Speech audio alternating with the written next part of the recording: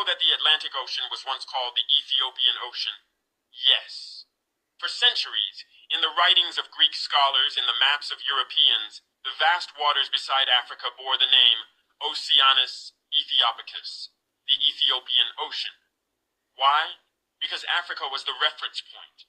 Because to the ancient world, this ocean belonged to the people they called Ethiopians, the black people of the continent. But what happened?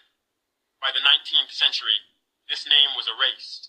They replaced it with Atlantic Ocean. Why? To remove Africa from the map of memory, to cut the link between black people and their oceans, their history, their glory. The Ethiopian Ocean reminded the world that Africa was not just a land to be plundered, but a center of civilization, navigation, and identity. Look at their maps before colonialism. You will see the truth. They respected Africa enough to name the waters after her. But when the age of conquest came, when slavery and colonization began, they also colonized history. They changed names. They rewrote the world. They buried the truth. And this is not just about geography. It is about psychology. Because when you erase the Ethiopian Ocean, you erase the African man from the story of the seas. You make him a slave carried across, not an owner of the waters. You make him invisible. This is why we must teach our people. Africa had names. Africa had science. Africa had maps before Europe enslaved us.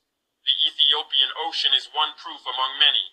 My brothers, my sisters, history is a battlefield. The pen and the map are weapons just as much as the gun. They rename your rivers, your mountains, your oceans, so that you forget yourself.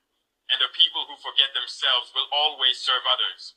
Today, we must reclaim our history.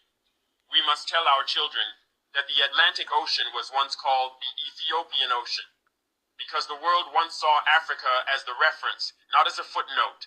Let them know this truth. Let them grow with pride, because only a people who know their past can fight for their future.